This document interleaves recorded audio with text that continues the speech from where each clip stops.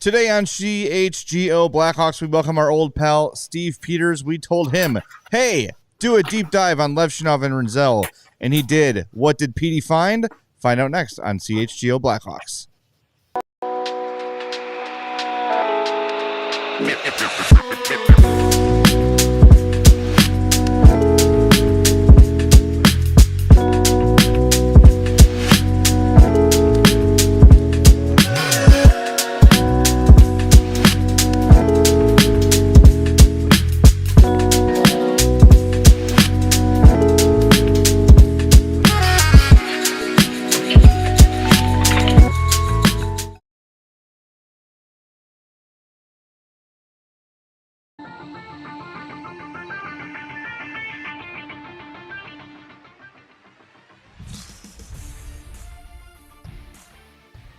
Blackhawks Podcast presented by Bet365. Download the Bet365 app and use the code CHGO365 when you sign up. Whatever the moment, it's never ordinary at Bet365. I'm Jay Zawoski. That's Mario Tirabassi. Katie Duffy's here running the show. A Lewis alum, I learned yesterday. Yeah, we just missed each other. Just 14 years. Just missed each other. 14 years. Almost. Just missed each other. Glad you're here. Thanks for being here. Hit that like button for us. We'd appreciate that. Be sure to subscribe to the CHGO Sports YouTube page. That's important. Do that. Turn on those notifications, all that good stuff, so you know whenever we go live here at CHGO Sports. We're going to talk to our pal Petey today, and why waste any time? Because you guys love when Petey's on. So do we. So we're going to bring him in right away. Our old pal. Check his work. He's all over the place. He's on ESPN. Doing telestrations. He's got his Inside the Coach's Room YouTube page with great stuff on there. I saw you had a video yesterday, Petey, on Alex Ovechkin, who apparently made history. We missed it because Sam Rinzel was getting his first point, more importantly. Yeah. But it's good to see you, buddy. How's everything? It's going really well. I appreciate you guys having me on. And I know as a Chicago Blackhawk fan, the good news this week is that the pain is almost over, Jay. Like you got 5 games left, only 1 at home. This has been a really, really tough year. But, yeah, things are going great. The playoffs are around the corner. I know it's a word we don't use in Chicago, but playoffs are coming. And it's a great time of year in the NHL. Well, it kind of sucks now because the Hawks are playing their most entertaining and hopeful hockey of the season, and now it's almost over.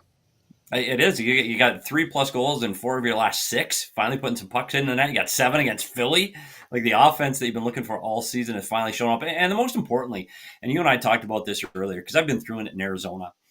You just want to play entertaining hockey. You just want to look like you're giving an effort. You just want to look like you're trying. You understand you're going to lose hockey games because you're playing so many young players right now, the young core and building the future.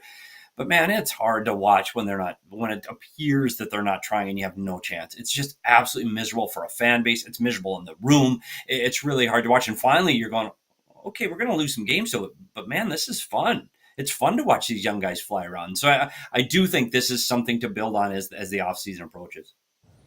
Yeah, that was the takeaway from the game last night was just how fast that they've been playing. And, you got Ilya Mikheyev. Like, he's a guy with speed. That's the big thing in his game, but just the speed that the young kids have brought to the lineup has been really exciting. It's what Kyle Davidson preached through his draft, and to kind of see it come to fruition last night was a lot of fun. And I guess jump into it. One of the guys that's been bringing some of that speed in his game has been Sam Rinzel. He's been awesome since he's been here a couple games since coming over from Minnesota. Petey, what have you taken away from his short sample size in the NHL so far? I think he's a guy they're going to like in the future. I know people are excited about Sam Rinzel right now. I think this has been a hard transition for him from college to the NHL. And it's harder for a defenseman to transition and play from college or junior to the NHL than it is a forward. A forward jumps over the boards and they just play offense. They don't have to remember systems or read rushes or know when to move in a defensive zone structure. And I think Rinzel has still got a long way to go to learn that. He's 20. Like he's got a long way to go. However, having said that, there are a lot of good things to Sam Rinzel's game. And I think the future for Sam Rinzel in Chicago is extremely bright. Oh, let's fire up the video. Here's what Petey broke down about Sam Rinzel. Stay tuned. Here it is.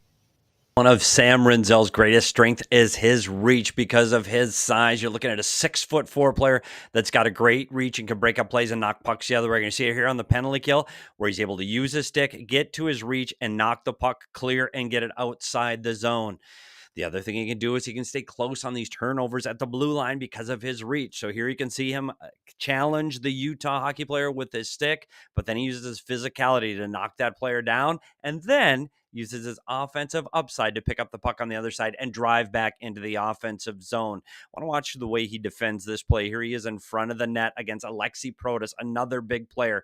And as the puck is shot down into the corner, he stays with Protas and he's neck and neck with him, using his size to push Protas out of the way. But more importantly, when he gets to the wall, he ties Protas up against the wall using his size and his strength. That's something he's going to have to continue to develop to fill out his 6'4" frame. He is going to be a physical player. Anticipate that in his future. You can see him here as he pressures the Washington Capitol forward. And as the play gets closer, he's able to use his physicality to push that player down. And then they're able to maintain maintain puck possession for the Chicago Blackhawks.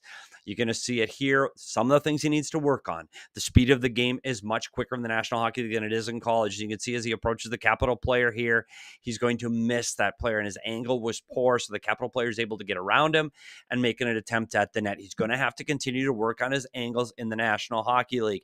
He's also going to have to work on his reads because things are a little different and happen really fast in the National Hockey League. You're going to see Rinzel doing this a lot. He's going to be pointing, trying to figure out where he's supposed to be. But on this play against the Washington Capitals, he gets stuck puck watching Dylan Strome go behind the net. Unfortunately, what he doesn't see is Alex Ovechkin standing off to the side of the net. And this is where Ovechkin's able to continue his race against the Chicago Blackhawks earlier in the week. One of the things he also has to be aware of, who is he on the ice with? You can see Nathan MacKinnon here coming in off the rush. And unfortunately for Rinzel, he's going this way when McKinnon's going that way. And that's a huge problem because by the time they get to the other end of the ice, McKinnon is easily winning that foot race and gets a great opportunity on the Chicago net. But one of the things that surprised me about Rinzel was his ability to get the puck up the ice. Here you're going to see him. He protected the puck incredibly well going behind the net, and he's able to get the puck up the ice and make a really good play at the neutral zone blue line. He's able to push back the Colorado defenders because he attacks them, and he's able to deliver the puck to the side and help the rush play for the Chicago Blackhawks. Another thing, you can see him on a regroup where he is in the neutral zone. Again, he takes the puck. He's already beaten one Capital defender, and as he comes up the ice, it's a great play. He uses his feet, gets around another Washington Capital, and then at the blue line, toe drag through the stick of the last Capital defender, which means a great play, puts himself in on a 2-on-1 and another great opportunity at the net for the Chicago Blackhawks. Great stuff, Petey. As always, want to give people a heads up as well that we're going to have longer video in-depths coming out tomorrow and Wednesday on both Rinzel and Levshnov, so keep your eye on our social media for those. But one thing that stands out to us with Rinzel is his just immediate maturity. Never seems to panic, never looks flustered. You're right. Sometimes reads the angle wrong, or the awareness of knowing it's Nathan MacKinnon out there and not somebody else. Those things will improve it. I feel like a lot of the things we're seeing from Rinzel and Levshnov, who we're going to get to here in a minute, are very coachable. They're things that be coached out of their game, and with time and experience will eliminate or happen way less frequently.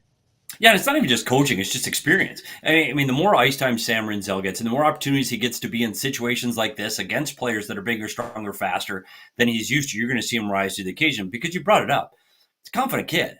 And his ability to get stick on puck and be in the right place and have that hockey IQ where he knows where to play is most important. Those other things, yeah, you're right. He's going to learn those. It's the intangibles you can't teach, and that's what he has. Like, this is going to be a very good defenseman in the National Hockey League for a long time. And one of the assets about this player is his ability to play in all situations. He kills penalties. He's on the power play. He plays 5-on-5. You can put him out there when you need to score a goal. You can put him out there when you need to protect a goal. I think he's going to be one of those defensemen that eats an incredible amount of minutes for the Chicago team. If you go right now and look at time on ice by rookie defensemen right now, per game, he is only second to Lane Hudson right now in time on ice. And I know the sample size is incredibly small, so don't write in to Jay and Mario. His sample size is small. But having said that, he is playing in every key situation. He's getting overtime minutes. And those are things that when you're doing that for a 20-year-old, Man, an unbelievably bright future for this kid. I was surprised how well he transports the puck and how well he moves the puck offensively. That was a big surprise. I was expecting more of a guy that uses a stick and pinches people off along the wall. When you have a player come in this late in the season, a lot of the guys that have been in the room, the season is winding down. He's coming off of, the Frozen Four, NCAA tournament. How much of what he's been doing do you feel like is just kind of like rolling over that kind of adrenaline from coming off of college and, getting into the NHL? And how much weight do you put into those first few performances based off of that and what is actually going to translate long term? The biggest thing when you're looking at a defenseman, especially in his first few games, is you don't want to see those egregious mistakes. And those are those mistakes, like you talked about, those exciting mistakes where, hey, I'm going to go put this guy through the wall, and then you get beat. And it's glaring mistakes. And I don't think, even on that play that you saw McKinnon get up the ice, it's Nathan McKinnon.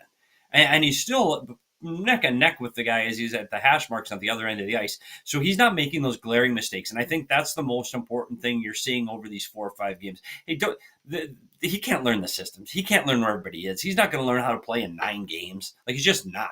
He's not going to be up to speed in the NHL. Having said that, it's just get him out on the ice. Get him used to it, because this summer his development is going to be massive. He's going to get bigger, stronger. He's going to train with the Blackhawks staff. He's going to train with Blackhawks players. And by the time you see this player next fall, when you get ready for training camp, it's going to be a better, stronger, quicker version of the player seeing now. So I do think this is just, hey, get his feet wet. Let's be easy on the kid. Let's get him in a position to succeed and just get him a lot of ice time. And again, I keep saying it. If you're a Blackhawk fan, how do you not look at this back 6 defense and go, oh my goodness, we're going to be really good on the back end. And by the way, defense wins championships. And you put out a top 6 like this 2-3 years from now, look out. Yeah, that's the thing is, we already have people talking about, like, well, who's going to get traded? Is it going to be Kevin Korchinski or Wyatt Kaiser or Ethan Del Mastro? It's like, let's pump the brakes. It's okay to have a bunch of really, really good options. And if you do end up having an embarrassment of riches on the blue line, nothing's more valuable in a trade than an NHL young defenseman. Like, you can flip that for whatever you're going to need. So yeah, it's been really encouraging. And, I always go back to a conversation I had with a scout years ago about young defensemen. I know I reference this all the time, and people are probably rolling their eyes at it, but it's stuck with me so hard that I can't stop thinking about it. Where you'll watch a young defenseman, and they compared it to a duck on the water, right? Where everything appears to be calm, everything seems normal on the surface, but under the water, those feet are going crazy. You have a better eye for these things than I do. I'm not seeing that from Sam Rinzel at all. The play it highlights better on the video, which we'll post tomorrow, where he makes the spinorama move in the offensive zone to shake a defender. That calm and that poise, that to me doesn't indicate that he's got the butterflies or the jitters at all. No, and you're talking about a guy that is slight. He's slight build, and I know he's 6'4", but he's going to grow into that frame even more as he grows older. His confidence is high end, and I do think it's important for a defenseman that you anticipate being in a top 4 defenseman in your team to have that level of confidence. But his ability to close quickly, because his feet move good enough, he can close quickly, he can pinch people off on the wall, and I think he's going to be a guy that can shut down plays in the defensive zone. But then he can transport the puck up the ice. He really does all of those things well. And you're right. He doesn't show that, I'm in trouble here. Should I go this way? Should I go that way? And then get caught up. I don't think you're seeing that from his game right now. And even if you're going to make those over-exuberant mistakes, he's doing it with aggression. I'm going to go. I'm going. And this is what I'm going to do. And I think that's better than being stuck like a deer in the headlights where you're not sure which direction you're moving. He really impressed me coming from college and being able to translate to a defenseman in the National Hockey League that quickly. I'm excited about training camp for Sam Rinzel. Can we just fast forward the offseason? Let's get the draft done. We do that tomorrow, and then we'll do free agency Wednesday, and then just get to the season, because I'm ready for it. I'm finally feeling good about the Blackhawks after 75 effing games, and now it's time to shut it all down for the next few months. It's brutal. All right, Petey, we're going to come back with you and with a very similar breakdown on Artyom Levshunov, who, spoiler alert, Petey loves. Stick around on the CHGO Blackhawks podcast presented by Bet365. And if you need to come down after that first segment with Petey and you're a little overstimulated, maybe a little hyper, head over to Sunnyside Cannabis Dispensary, your home for judgment-free cannabis shopping, a place where rookies, veterans, and everyone in between are welcome to explore, discover, and purchase a wide array of high-quality cannabis products. Sunnyside has everything you need to elevate your summer, and summer is coming despite today. Snowed by me today. Yes, absolutely. Sunnyside is Illinois' favorite dispensary, because they're awesome, and they've got locations both in the city and the suburbs. And again, like I said, if you're just starting out, Sunnyside has that expert guidance into brands they know you'll love, like Good News and Mindy's. And if you're an old pro, they've got 100 strains plus on the menu with new ones added every day. And they have their expertly curated Wellness Advisors Staff Picks collection that will satisfy your needs as well. We know you'll love Cresco and FloraCal's incredible quality and consistent products. Visit sunnyside.shop for bright buys every day, including 50% off your first 3 online purchases. Enter promo code HICHGO at checkout to qualify. Exclusions apply. Sunnyside Cannabis Dispensary, bright buys every day, only for 21 plus or Illinois MedCard holders. Did you know that light beer just got better? Yes. Well, good. For the people who didn't know, let me introduce you to Sam Adams American Light. Crisp, clean, super easy to drink. That's because Sam Adams American Light has no gimmicks and no fluffs. When you're waiting out those April snowflakes, you can just sit back on your nice, comfy chair, crack open a Sam Adams American Light, and just dream of warmer days ahead. Sam Adams American Light is not your average light beer. That's because it is brewed with 100% American-sourced ingredients from local independent farmers. It's light beer that's made right, and they do it that way because light beer shouldn't feel like a compromise. Sometimes, with these fancy beers and all that stuff, you're kind of compromising. You feel like you might be compromised with light beer because you're not going to get the taste. You're not going to get the beer adventure. But no, with Sam Adams American Light, you are getting a straightforward, delicious light beer. An American classic so smooth that, you know what, you're going to want to crack open another one. Light beer just got better. Grab some Sam Adams American Light, available right now at select Chicago retailers. Of course, you must be 21 or older, and you always drink responsibly. All right, back with more with Petey on the CHGO Blackhawks podcast, powered by Bet365. Let's get into Artyom Levshunov. You and I had a conversation right when I pulled up to work today about your thoughts on Artyom Levshunov. And I want to say this before you continue. The way you talked about Levshunov versus Rinzel, I feel like Hawks fans have seen it kind of the other way, where Rinzel feels more finished and Levshunov needs more time because of the adventurous nature of his game. But you seem to think that of the two, Levshnov is the one. Yeah, and I again, we're talking about small sample size for both players, but what Levshnov's been able to do at 19 years old is absolutely phenomenal. And I think one of the advantages he has right now over Rinzel is he's played 50 games in the American League, so he's played that faster game where things happen much more quickly. Levshnov, to me, his offensive upside is elite. He's a top 2 defenseman on any team in the league in a few years. His speed, his ability to read the play, his anticipation, his ability to make plays getting up the ice. And because of his speed and his footwork, he's able to defend. This is a really, really good hockey player at 19. He's from last year's draft. And I know Celebrini, everybody's got the flowers for Celebrini, as they should. He's the only defenseman from last year's draft that's played a game. And not only has he played a game, where is he when you look at a rookie defenseman in the league in points per game? He's fifth in the NHL in rookies points per game. And Seamus Casey's playing for New Jersey Devils team. He's playing on the power play, so he's getting more points. Lane Hudson leads that. But Artyom Levshunov's in that same conversation. He's getting just over a third of a point per game. That's incredible for a 19-year-old. I'm stunned at how well and how quickly he's adjusted to the NHL game from the American League. All right, let's fire up the video and react on the other side. Here is Petey's breakdown of Artyom Levshunov. Artyom Levshunov's greatest ability is his foot speed, and that allows him to play one-on-ones extremely well. You can see in this example, as the Colorado player is coming at him, he's able to get to that player, get a good stick on puck, and put this puck off into the corner. Again, you're going to see it one-on-one where he uses his speed to match the Colorado player as they come up the ice. And look at O'Connor. O'Connor switches directions in the middle of the ice, Well, that's no problem for Levshunov. He turns with him, stick on puck, and breaks up that play and puts the puck back into the corner. Also, the other skill that he has that is exceptional for a young player like this, you can see him in the net front, is his ability to tie up sticks in front of the net. You can see here, as the puck is delivered to the net, how he ties up the opposing player in front of the net. This is a great skill for a young player. You're going to see it again here. He's in front of the net, and as the puck is delivered, his ability to get under sticks and not allow that player to tip or screen, and then gives him a little push on the way out.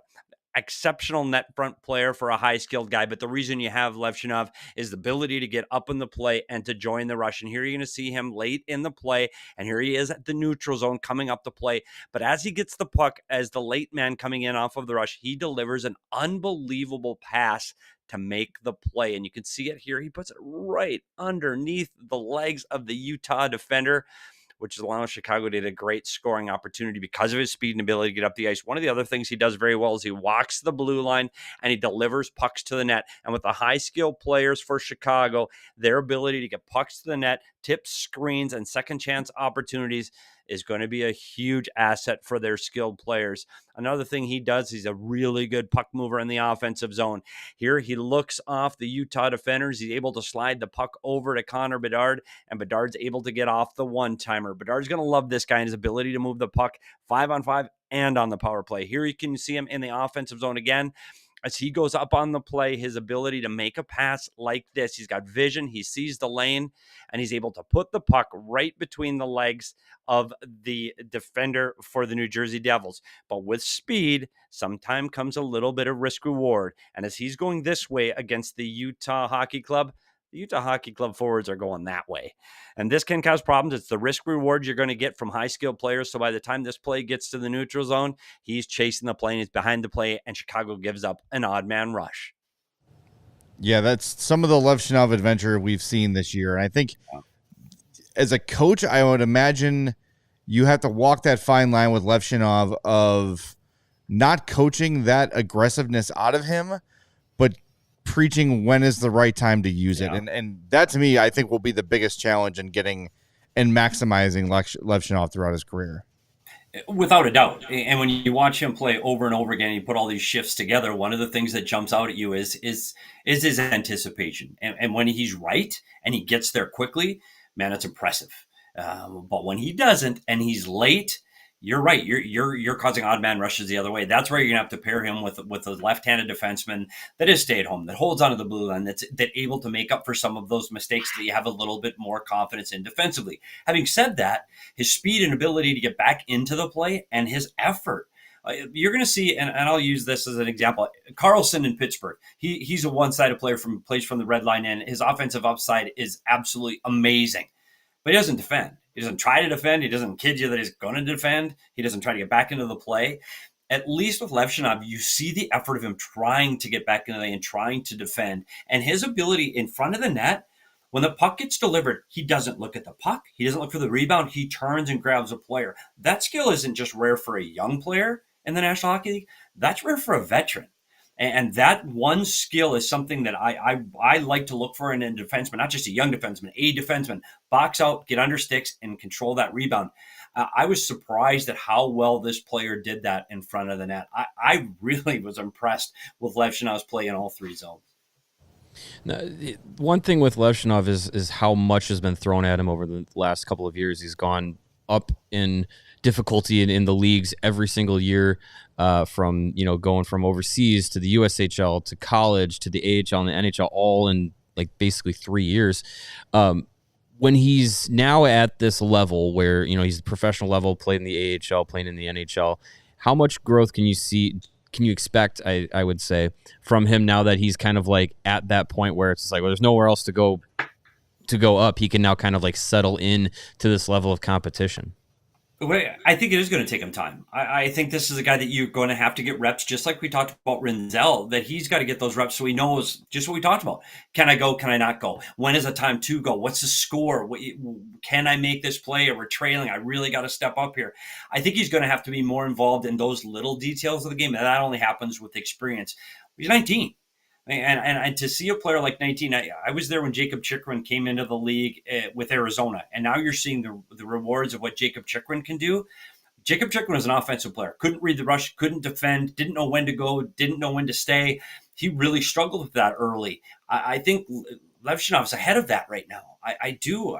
I think he has got the ability to read the play a little bit better. Now he's got a long way to go, but he's still got a higher ceiling. And I think the more he plays with skilled players like Frank Nazar and Connor Bedard, they're going to love Levshunov because his ability to look off players and make that soft play between people's legs and over sticks. He's going to deliver a lot of passes to those guys. He's going to help everybody on this team get more opportunities in the offensive side of the puck. Well, you mentioned a couple guys. You mentioned Carlson. You mentioned Chikrin. I have struggled to find kind of a comp for Levshunov. One I came up with the other day was maybe Dougie Hamilton as a guy who can put up points but also defends decently, well-rounded. But I don't think that Hamilton has the, oh, dear God, what's he doing part of his game. That but that took time. Yeah. You remember with Dougie Hamilton, everybody was talking for the first 5 years of his career, when's he going to get traded? Who's going to trade him? Who wants Dougie Hamilton? Well, we don't like this. We don't like this. Like Dougie Hamilton had that early in his career, too, where people weren't quite sure what Dougie Hamilton is. But now, man, I think the New Jersey Devils are struggling because they don't have him. Because you're right, he does transport the puck up the ice. He does come in off the blue line, and he can defend. And it is hard to find that guy that can do all of that. And I know this may not pan out for Levshunov. He may be, he's way too risky, and we can't have him out on the ice all the time. And we talked about time on ice by rookie defensemen, and I said that Rinzel was second. Who's third? Well, Levshunov. And by the way, Chicago fans, 3 of the top 4 defensemen time on ice rookies per game are all Blackhawks. That's just astonishing to me. The only player that's not is Lane Hudson. So again, we talk about this youth. I don't know. Maybe you're right. Maybe he is too risky and he doesn't learn to control his speed and know when to go and when not to go. But I think he is going to be. I think you look at the levels he was playing as one of the youngest players in college hockey, and he ends up being, on the Big Ten rookie team and Big Ten team of the year. Like kid gets it, and he's got 5 points in 14 games already here for the Blackhawks. I know it took him a little bit longer in the American League, but I think his speed and his ability to move the puck is paying off even better in the National League than it was in the American League. Well, you mentioned it kind of with Rinzel, where even if he is not making exactly the right play, at least he's doing it with speed. Like, can that, even if he's risky, even if he's playing that way, and maybe it's okay, he's taking a chance here down the road. Even if he's doing it at that high level speed, which the Blackhawks want to play with down the road, is that still something that would be fine to live with, or is that a moment where you kind of have to rein a player like that back? I think it is, and I think the Chicago Blackhawks want to play fast. They're drafting for speed. They're drafting for offense, and if you don't have a defenseman that can move the puck up the ice like he can, and the difference with Rinzel is he can transport the puck, and he does have that offensive upside, but I don't think he's as dynamic player as Levshunov is going to be offensively. I think Rinzel is going to be one of those guys, like I said, you can put him on the ice literally at any time. Like, there's no fear that Rinzel is going to go out there and run around and make a mistake on the exuberance offensive side, where I think Levshunov could. Like, if you need a goal late in the game, he's going to be on the ice. You're protecting it, probably not going to see Levshunov on the ice, but you are going to see Rinzel. But the difference here is to win a championship, you need both. You need more. You need guys to fill in slots. You need guys that do one thing that the other guy can't do. And I think that's why when you have Levshunov and you have Rinzel, those are the kind of players that need to win. Like you need variety on your back end. You've got to be able to transport the puck and have dynamic offensive guys that can. They're both playing on the power play. And I think over time you're going to see which guy is the guy that's going to be on the top. I know Rinzel's getting a lot of touches right now on the power play, but the way Levshunov walks that blue line and can get the puck through, I wouldn't be surprised if long-term he's your power play guy. I think you need both of these defensemen and both of these types of defensemen to win championships. Do you see either of them needing more AHL time? Or do you think they're NHLers at this point? I don't. And I think Levshnov is at his age to see where he's at now. Again, you've got to keep him up for the remainder of these. They've got 5 games. Like, they better play all the time. They're playing 20 minutes plus a game right now. That's not going to change over 5 games. I mean, I don't think you're going to slide TJ Brody in to give these guys a little bit of a rest. I mean, no offense to TJ Brody fans, but I think you keep getting these guys on the ice and as many reps as you can over the last 5 games. And then it's this summer, you hit them hard. and you hit them hard physically, you got to get them on the ice. You got to get them in the gym. You've got to get these guys to prepare for. Hey, it's a much different schedule in the NHL than it is in college for Sam Rinzel. It's incredibly difficult. Rinzel practices 4 days a week, plays 2 games a week. Well, that's not happening anymore. And when you look at Levshnov, the pace and the amount of games you have to play to physically be able to play in the NHL that many games is much, much more difficult than it is in the American League. So I think they have some training to do. Barring any just huge surprise off-season signings by the Chicago Blackhawks, and to Jay's point, they got a lot of money. They might take a big swing at somebody. Barring that, a big free agent coming in on the Chicago Blackhawks on the right side on the back end, I don't see these guys playing in the American League to start next season. All right, we are going to hit the break zone one fun. more time. Petey said he would stick around for a third segment so we can do some odds and ends, talk some coaching, some other stuff with him. And don't worry, Petey, there are no TJ Brody fans for you to offend. So we don't think his family watches the show. So back with more with Petey coming up next on the CHGO Blackhawks podcast powered by Bet365. And just like your favorite team needs a home ice advantage, your home needs a home floor advantage, and Empire Today can help you get it. Empire Today has flooring experts, dedicated flooring professionals who focus on flooring every single day. We've all walked through those big box stores and say, wow, look at all those floors they have.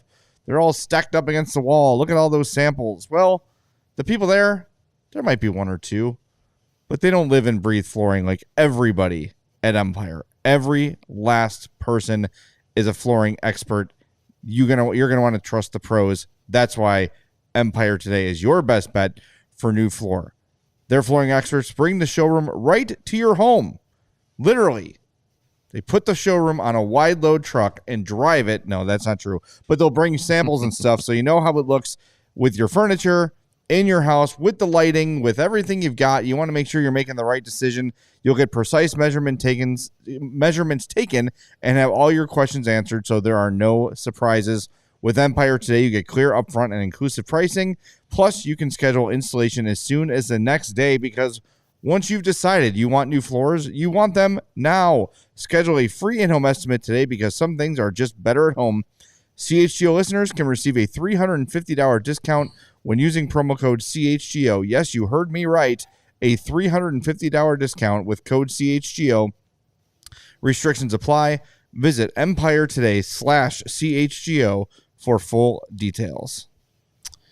And whatever the sport, the app to bet is Circa Sports Illinois. Circa Sports, it's the sports betting way that it should be. Circa Sports Illinois has high betting limits, low holds, and exceptional customer service, so you can bet on all your favorite teams in every game this season, whether it's spreads, props, futures, or in-game. Circa Sports has it. You can fund and bet like a pro from anywhere, anytime in Illinois. The big game tonight, the other big game, it's finally here. We're down to 2 1 seeds. Boring. But you can still bet on it with Circa. Who are you going with? Florida? Houston? Does it matter? Yes, I'm going with one of them. All right. The red team. I think that's Houston. Right. Good pick. Good pick, Jay. Stop exposing me. I don't know crap about crap. Just for fun, I'll say Florida. Thank you. Download your new bookie today at circasports.com. Of course, you must be 21 or older, and if you do have a gambling problem, you can call 1-800-GAMBLER. All right, back with Petey. Man, it's good talking to you. I don't want to let you go. We're just going to talk for... You got 3 or 4 hours we can record in a couple extra episodes? I'm in. Hey, let's talk hockey. I'll sit here and talk hockey all day, Jay. Like, that's what I do. I sit and stare at the walls and talk hockey. Oh, we're going to eventually have to log off. And when we do, check out Inside the Coach's Room, Petey's YouTube page. Great stuff on there. His Twitter at @SPetersHockey always has links to everything, including the breakdown of Ovechkin's goal. I know we want to get into coaching, but I want to talk to you about Alex Ovechkin. Did you ever think you would see that goal record fall? No. It's funny because when we had a show in Phoenix at PHNX, we talked about this a year ago, and both the co-hosts Lee and Craig both said, yeah, he's going to break it. And I'm like, do you guys understand he's older? This is 2 years ago now. And do you understand how hard it is to score a goal in the National Hockey League with the speed and the pace that this game is continuing to grow? and how big and strong and fast the defensemen are in this league, how difficult it is to score a goal, let alone he still had close to 100 left at that time. I said, there's no way. He's not going to do it. He's going to get hurt. He's going to get old. He's going to get slow. And at some point, you're going to sit and go, how long is he going to play? Is he going to get 10 goals this year, 9 goals this year, and keep going out there? Then maybe he'll eventually break it. To see what he's done over the last 2 seasons at the pace he's doing it, the age he's doing it, is absolutely ridiculous. Ridiculous the way this guy is able to score goals. Having said that, when he touches the ice, every single player for the Washington Capitals is looking for number 8. Everybody. There is no other game plan. There is nothing else. Everybody's looking for 8, and it works for them right now. And you can see where their eyes go. How can I get the puck to number 8? And it's kind of become this animal inside their room that has really helped propel them to the President's Trophy race. And I talked to the trainer there. He used to work in Arizona, the medical guy. And you see him on the bench all the time with Ovi, the bald guy. And he told me something special is happening in Washington. He told me that game 15. He said, watch out for Washington. Something special here. This room is unbelievable. And it's been a fun race to watch. But no, I can't believe he did it. Now that it's over, what are they gonna push for? Dylan Strome. 100 points for Dylan Strome. Don't laugh. How about him on that? How about him? He's the one center on that team. He's leading the team in points. And everybody said when they drafted him Arizona, oh, he can't play. But dude, he's fine. Like he might not be putting up points that Crosby is, but you don't think Ovechkin loves having number 17 in the middle right now? Hey, I liked him here, and we were talking about this the other day. There's this weird. Well, he was a high first-round pick, and he hasn't been exactly what everyone thought, so he's bad. He's not bad. He's a really good player. He may not be exactly what everyone dreamed he was going to be, but that's fine. Like when he was here, Jeremy Colliton hated him, which is your number one sign that he's a good player. Yeah. He was doing great stuff between Kane and DeBrincat, like really helping those guys pick up career years for both of them.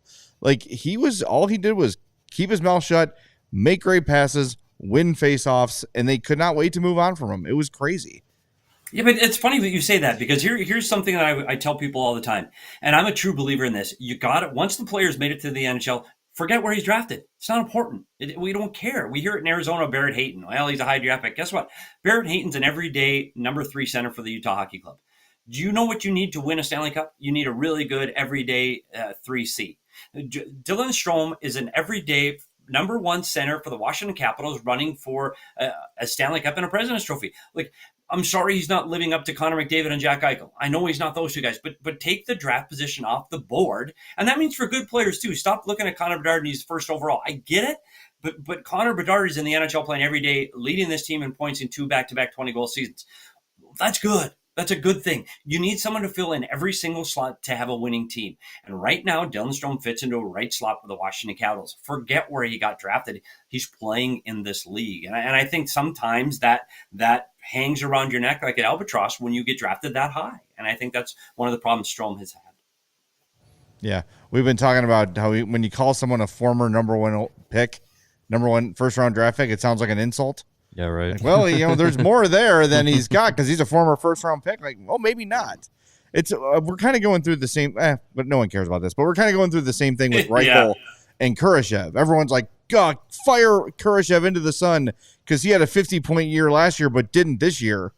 And now Lucas Reichel has, 21 points. Everyone's like, why isn't Lucas Reichel skating with Connor Bedard? It's like 2 different expectations because of the round they were picked in. It's weird. Yeah. Anyway. I agree.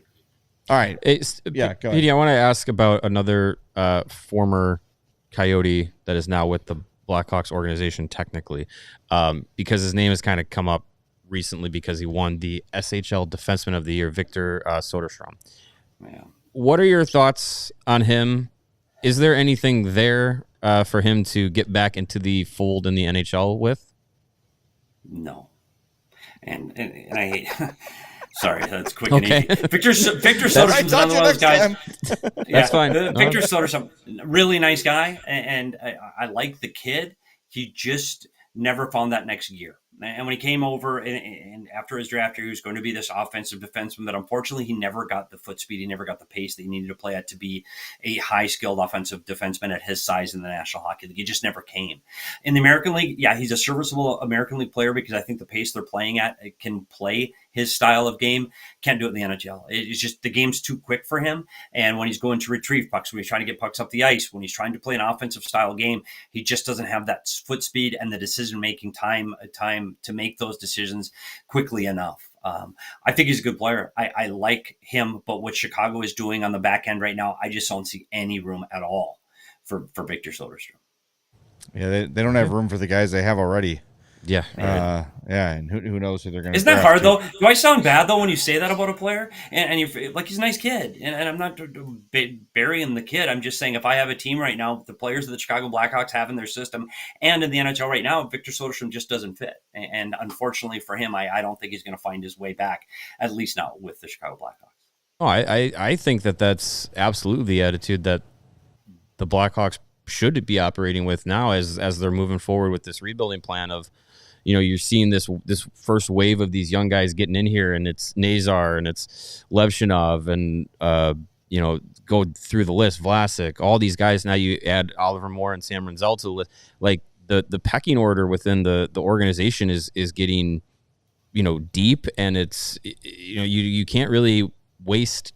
I don't want to say waste time, but you can't really waste time with guys that are just kind of find their spot right in the middle. Like you have to elevate the standard, and that's what Kyle Davidson said at this time last year when that season was ending, elevating the standard. And I think through the development process and through what this team has been doing, like they've, at least with the prospect system and the expectations, they've elevated that standard. Now that'll hopefully trickle up to the results at the NHL level. Yeah. I want to get your take too on the coaching hire. Yeah. So if you were the Hawks GM, and maybe someday you will be, where are you going? What are you thinking about this? Yeah, I'm holding out hope for that job. I'll get my resume out right after the show. Thanks. This is hard for the Chicago Blackhawks. They can't miss. And I think this is an incredibly important decision for this franchise over the summer on who they name the coach. And Sorensen has been a good fill-in for the young players playing right now. I do think under Sorensen, I think the change needed to be made. I don't think they were catering to the younger players in the organization prior to making the change to Sorensen. Unfortunately, I don't know if he's the guy to get you over the hump. I think they need somebody different, and this is where it gets hard. Because you've got to choose between an older veteran guy that's been on the carousel. And I said this before on the show. I think Tom McClellan would have been the right fit. Unfortunately, he's gone now. So you got that older. You got Gerard Gallant. No, like Gerard Gallant to me doesn't fit what's happening there right now. Jay Woodcroft's name comes up. He's another guy. I like Jay. He's another guy. I think that he was a great American League coach, and he coached some really good players in Edmonton. I'm not sure the Chicago Blackhawks are a great fit for him. Dave Haxtell is a guy that took Seattle to the playoffs and has that experience both in college and in the NHL. His name came up, but you keep hearing David Carl. And the thing with David Carl, he's won in Team USA. He's won at college. He hasn't won in the NHL. And the NHL is different. The schedule is different. The day-to-day is different. The practice time is different. It is a different animal, and I'm not sure. If you're not ready to win next year, David Carl might be a great hire. He might be. But if he is the hire, you better get an assistant coach that is very experienced in the National Hockey League, because a guy that's coming right out of college literally doesn't know the schedule. Like, when should we have our team meals? When does the team fly? Where do we stay in the hotels? They don't know anything. And it's a huge adjustment. Now, if you're thinking of winning 2, 3, 4 years down the road, then David Carl might be a guy that can grow with these young players. So, hadn't thought of that part of it, the adjusting to the lifestyle. However, in terms of duties that he has as a college coach that he will no longer have as an NHL coach, recruiting, visiting players, sitting in living rooms, talking to parents, like those sort of things, can that offset that demand where his sole purpose is to coach the Chicago Blackhawks hockey team? The general manager will get him the players, and he'll have his assistants. Like Kyle Davidson has Norm McIver, who, right, for a first-time GM, that is invaluable to say, hey, here's how the draft works. Here's some things I've learned over the years. I think it's pretty clear. He'll definitely have Jimmy Wade here, the goalie coach, who does an outstanding job and will never lose his job in Chicago. So he's got him. Who knows if maybe Kevin Dean sticks around, who's run the defense and has done a pretty good job. I was told a couple weeks ago by a very good source that they keep hearing the David Carl's name for the Blackhawks. And I like that. And I'll tell you, Jay, but here's what we said, though. You talk about the assistant coaches. That's where the role of the assistant coach has to be. It has to be a veteran guy that not only knows Chicago, but knows the National Hockey League. And then he can alleviate some of those pressures that David Carl would face as a new guy, because that is a real thing. And it is, you don't play 3 and 4 in college. You don't. And you don't travel after games. It's so much different the day to day that you really need someone you could lean on for, hey, should we practice tomorrow? Because in college, you're practicing tomorrow. You just are. And you need to have somebody that you can have as a sounding board. Now, do I think David Carl is a good coach? Absolutely. I think he can motivate players. I think he knows how to coach young players. I think he knows how to develop young players. All of those things are something the Chicago Blackhawks want to see. Plus, when you're a Chicago Blackhawk and you're 19 to 24 years old and you turn around and see a guy that's won gold medals, won NCAA championships, that gives you a boost of confidence. Because one of the guys, and I've said this on air and I've carved him before, so during the Bruce Boudreau is a motivator. Guys like playing for Bruce Boudreau because he's a nice guy. Bruce Boudreau is a guy that can get you games 1-3, 82 and have a fun atmosphere, fun to go to the rink. And he's a funny guy and gives you a good quote. And all of those things are true. But when game 83 starts and you're ready to make the playoff run, you need a guy that can X's and O's better than the guy across from you. And Bruce Boudreau showed that he couldn't do that in the playoffs because he was the nice guy thing, and being a motivator goes so far, but then you got to be able to out strategize your opponent. And I think David Carl could be a guy that can have both. He can motivate, he can teach those young players, but when it comes to we need to change our neutral zone forecheck in the second period of round 2, David Carl is going to be able to recognize and implement those things. So you might be right. David Carl might be a guy that this team and these young players can grow with, and he might be the next, Jim Montgomery that can really coach as a college coach and get that experience in the National Hockey League. All right, Petey, you've been super generous with your time. We love you. We appreciate you. Thank you for joining us. Want to do this again next week? You want to talk about Frank Nazar and Oliver Moore? Yeah, give me a shout. You got to text me to remind me, though, because I'm 57 and I forget. That's why I texted you last night. Here's the link for tomorrow. I know. I'm so bad at that. Oh, yeah, somebody brought up Mike Sullivan. That's the only caveat to all of this, guys, is who gets fired at the end of the season. And if Mike Sullivan gets fired and is available, he's going to be in high demand, and I would love to see him for the Chicago Blackhawks. Like, if you get an opportunity, it's David Carl or Mike Sullivan. Wow, I think you gotta lean to the veteran guy, but that's me. All right, yes, I'd be okay with that too. Sorry, there you go. Yeah, we're good I think we're good with either of those. Okay. Thanks, Petey. Thanks, guys. All right, we'll Appreciate talk to you soon, man. Of course, thanks for doing it. That is Steve Peters, our buddy. Follow him on Twitter at @SPetersHockey, and check out his YouTube page Inside the Coach's Room. Lots of great interviews, lots of great video breakdowns, and tomorrow and Wednesday we'll be publishing long, we call them VODs in the business, very important things, long video breakdowns on Rinzel and Levshnov coming up later this week. So keep your eye on our social media, and we'll, of course, share them wide. Absolutely. It was great stuff with Petey, as always. All right, more to come on CHGO Blackhawks. What it is, we don't know yet. We'll figure it out. We're powered by Bet365. And if you didn't know this, I'll teach you. The cells in our bodies are the building blocks of life. I've Katie, heard that did you before. know that? I did not. Thank you went to goodness Lewis said and you didn't know that? Shameful. No. That's the first thing they teach you. It is. That's 101. Timeline is a supplement that works with those cells to help give you more energy, feel stronger during workouts, and preserve health and mobility as you start to age, and that is clutch when you are old. Ask me and ask Petey. Their patented ingredient is MitoPure, a postbiotic nutrient that clears our dysfunctional mitochondria, a.k.a. your cell's battery packs. It's not what proves if you're a Jedi or not. That's metachlorians. This is mitochondria. Different I was excited. thing. I know. MitoPure is shown to deliver double-digit increases in muscle strength and endurance without a change in exercise. Get ready to be your best, most energized, most revitalized you. Right now, Timeline is giving you 10% off your order of MitoPure. Go to timeline.com/CHGO today to get started. That's timeline.com/CHGO. Timeline.com/CHGO.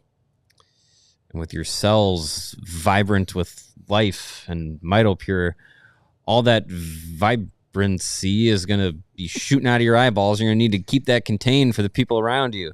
That's where our friends at Shady Rays come into play. They're here to help you get the right frame of mind with their premium polarized shades that won't break the bank just in time for summer. Shady Rays is an independent sunglasses company offering a world-class product rated 5 stars by over 300,000 people. Their sunglasses have durable frames and crystal clear optics, making them the perfect choice for all outdoor activities. And with so many colors available, I'm sure that you can find a pair that's perfect for you and could come in your favorite team's colors: orange and blue, red and black, red and blue, Blue and gold, red and white for red you? and white. Any others? Black and silver? Probably. No, Black and white, perhaps. purple and yellow, Purple and white? blue and yellow. Any color you can imagine. Let's go. Aqua green. Shrimp so many, salad, shrimp stew, so many colors to shrimp choose Creole. from, and Shady Rays has so many in your favorite styles. If your shades go missing or they take an unexpected hit, you don't have to sweat it. Shady Rays has the most insane protection plan in all of eyewear. Every pair is backed by their lost or broken replacement program, and if you don't love your shades, which you're going to, you can exchange them for a new pair or return them worry-free within 30 days. So, our lovely CHGO viewers and listeners, you can go to shadyrays.com and save 35% off of polarized sunglasses with the code CHGO. Again, over 300,000 people have rated Shady Rays 5 stars, so use the code CHGO today at shadyrays.com and become one of the 300,000 that have given them 5 stars. Yeah, and if 300,000 people can give them 5 stars, we can get 150 people to hit that like button today. That would be great. I believe we can. Hit that like button for us. If you don't, Katie cries. That's what happens. Yeah, I'm sorry. It's all of your lack of likes that kept Sarah on the shelf for so long. Yeah, that's why she was so sick. Yeah, jeez. Come on, people. Come on. By the way, everyone in the chat saying Sullivan is a hire. We all agree, but there's a chance he does not become available. He is still under the employ of the Pittsburgh Penguins, I guess. Yeah. I mean, yeah. who have clearly quit on him.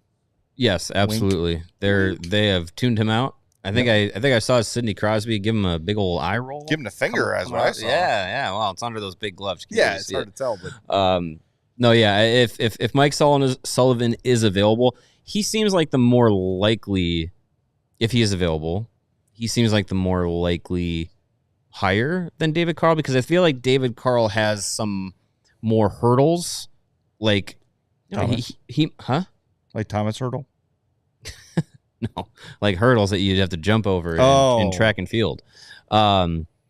Because to get a college coach, especially one that's, established themselves so well and has had so much immediate success at a top tier program, a guy like that might just say, well, the NHL life of head coaches in one spot is pretty short on average. Yep. It's very rare to see, guys coach 10, 15 plus years in one spot. And in college, I feel like that's, especially when you've already gotten a couple national championships, going for another one this weekend, like you could make yourself a lifer in Denver and be set up pretty well. So to coax a guy out of that, I mean, money talks, obviously, and the Blackhawks feel like they're a team that is willing to spend it. But it seems like between Carl and Sullivan, it might just be easier to keep a guy who's already in, as Petey said, that carousel. A guy like Mike Sullivan might be easier just to have him come over to Chicago than it is to have to do extra convincing to get David Carl out of Denver. If Pittsburgh lets him go. Yes, of course. So that's the thing. But the David Carl buzz is not decreasing, and it makes a lot of sense, and people connect dots. And again, like Petey said, people will be fired unexpectedly and new candidates will open up. Mm-hmm. But I'd be excited about David Carl. I would be too. And remember the value of having a veteran on your staff, like Petey was saying. It's the same thing with McIver and Davidson. All the little things, the non-scouting, non-trading, non-cap management, the little things that GMs have to know just from experience that you learn inherently. Yeah. You need that assistant to help you with that. And I'm confident that if they hire David Carl will want a veteran presence with him on the bench. And there's options in Chicago that I think Jimmy Waite, like I said, Kevin Dean. Yeah. Maybe you go outside the organization. I'd be fine with that too. But I look at the way the defensemen have been developing this year. Kevin Dean's doing a decent job. Yeah, It would appear. Kelly Kill, pretty good. I would say Kevin Dean would be one of the assistants that I would keep outside of Jimmy Waite. That seems pretty obvious the way that he's worked with goalies here in his time. But yeah, I mean, that when Jeremy Collinson took over, they had Mark Crawford around. Kyle Davidson's got a bunch of assistant GMs that help him out. Not just Norm McIver is the number one assistant, but he's got Brian Campbell around. He's got Megan Hunter around. The guy I can not remember his name that just hired. The guy that's the cap manager. Chris O'Hearn. There you go. Like they have a group together, and that's kind of the mentality that the organization has kind of top down, is that the scouting staff, everyone's got a voice. It's a change from when it was I'm the GM, I'm the smart one, my voice is the loudest and the biggest and the one that is important the most. Like, it's a change there. It's more of a group work. And so I feel like with the coaching staff, it'll probably be more of a whole group effort. So I'm open to anyone, basically. I think Carl would be great, Sullivan would be great.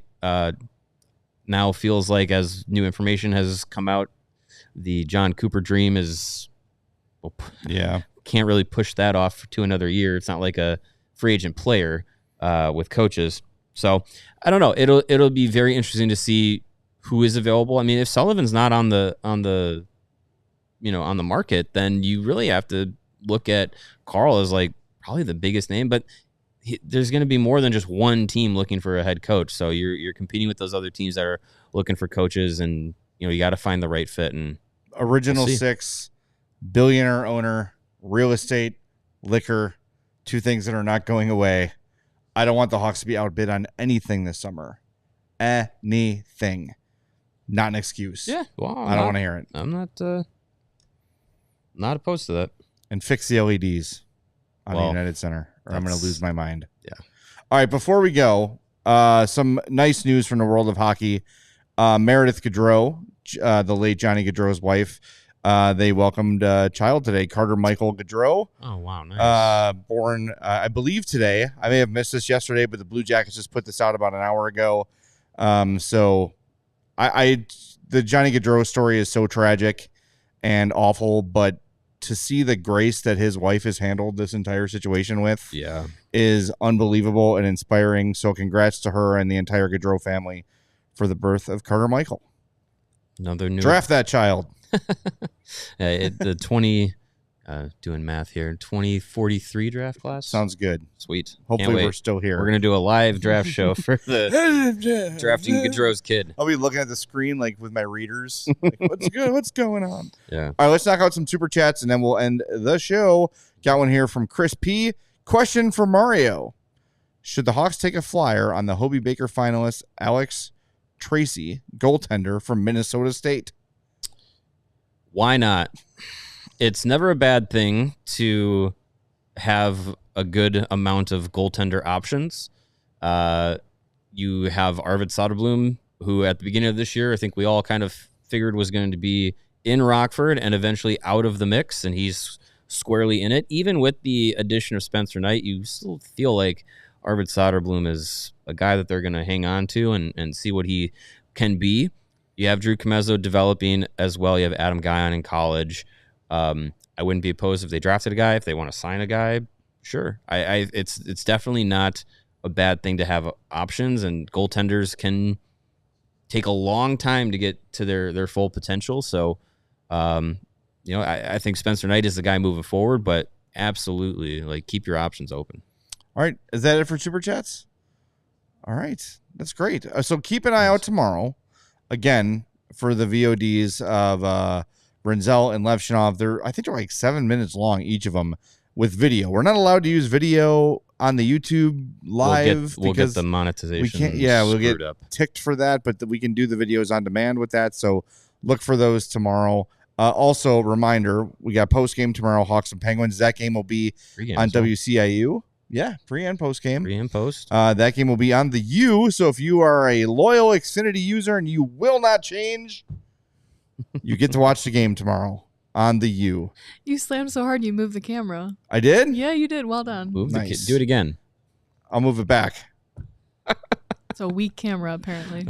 Jay's just so strong because of timeline. That duct tape is just holding on for dear life. So yeah, tomorrow's game's on the U, and then turn off the U and turn on CHGO and watch me and Mario wrap things up. I'm excited for tomorrow's game because they just beat the Penguins. Yes. So do it again. The revenge game. Yeah. And then Wednesday, 2:30, we're going to talk to Alex Vlasic. So he will join us from the road at 2:30 on Wednesday. So a very busy week. If you enjoyed today's episode, hit that like button, share it with a friend.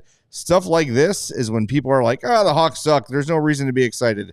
Send them Petey's segment and tell them to enjoy, because those of you that are here that pay attention every day know the future is very, very bright with this team. So spread the word and then tell them about us. It's mutually beneficial. Absolutely. All right, we're going to wrap things up. We'll talk to you tomorrow. Pre-game, what time's puck drop? 6 or 6:30? I believe it's a 6 o'clock game, if I'm not mistaken here. That's terrible. Figure it out on the fly. Yeah. Let's see. 6. There's no way to know. 6 o'clock. Yeah, so 5:30 pregame. There you go. We'll talk to you then on the CHGO Blackhawks podcast, powered by Bet365. We all silly like the mayor.